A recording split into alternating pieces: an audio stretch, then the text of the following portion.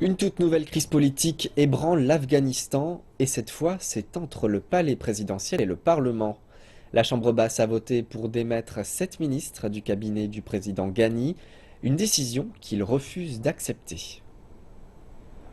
Le Parlement afghan a démis de leurs fonctions 7 ministres cette semaine, déclenchant du coup une nouvelle crise politique pour le président Ashraf Ghani, qui refuse d'accepter la décision du Parlement. La Chambre basse a réclamé à plus de 15 ministres de rendre les comptes de leur portefeuille et en a licencié 7 pour apparence de mauvaise gestion des fonds publics.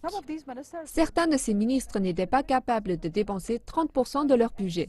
Ce qui est étrange parce que dans un pays qui a grand besoin d'infrastructures, que le ministre des Travaux publics ne soit pas capable de dépenser 30% de son budget, bien sûr que c'est une raison suffisante pour que le Parlement décide de le destituer.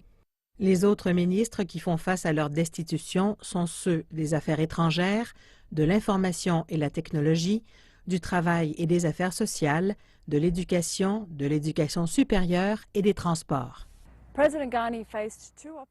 Le président Ghani a deux choix, accepter les destitutions ou les refuser.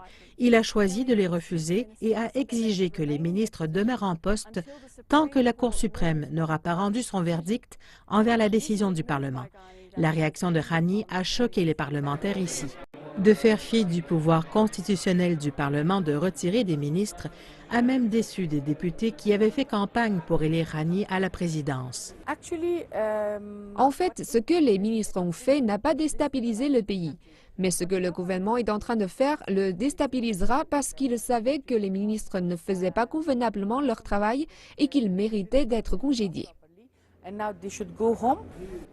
La marche à suivre pour l'administration Ghani sera difficile, qu'il accepte ou non les destitutions. Même si le gouvernement accepte la nomination de nouveaux ministres, il leur faudra encore du temps pour s'entendre sur ces nominations pour ensuite obtenir un vote de confiance du Parlement, ce qui est loin d'être sûr.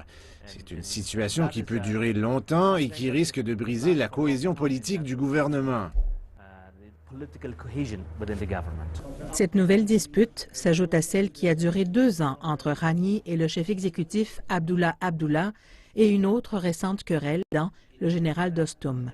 Et Ghani devra rapidement trouver une solution s'il veut faire bonne impression sur son principal allié financier, les États-Unis, qui s'apprêtent à changer de président et d'administration.